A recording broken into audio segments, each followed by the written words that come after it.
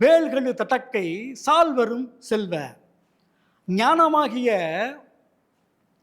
வேலினை பெற்று விளங்கும் பெருமை பொருந்திய நீண்ட கைகளை உடைய பெருமை பொருந்தியவன் அந்த முருகப்பெருமான்.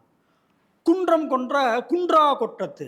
முருகப்பெருமானுடைய மற்றொரு சிறப்பு என்ன என்று பார்த்தால், தாரகாசுரன் என்ற அசுரன், சில பேர் சூரபத்மன் என்று சொல்வார்கள், ஆனால் இவன் வேறு. சூரபத்மனை இங்கே கடலிலே கொள்கிறார். அவருடைய சகோதரனாக இருக்கக்கூடிய தாரகன் கிரௌஞ்சம் என்ற மலைக்குள்ளே ஒளிந்து கொண்டிருக்கிறார்.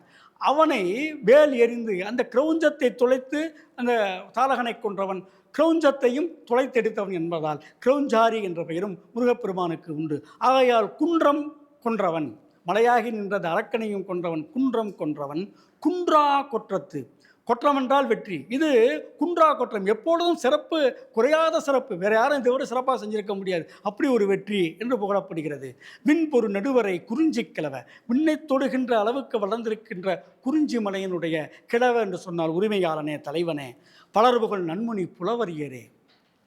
பலரும் பொழுது கூறும்படியாக நல்ல மொழிகளால் கூறக்கூடிய புலவர்களுக்கெல்லாம் தலைவனே என்று ஒரு பொருள்.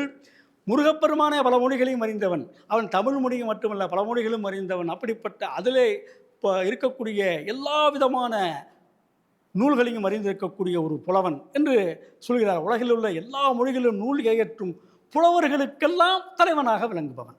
முருகன் அருள் பெற்றால் போரும் அந்தந்த மொழிகளில் பாடலுக்கு ஏற்ற ஆரம்பித்து விடலாம்.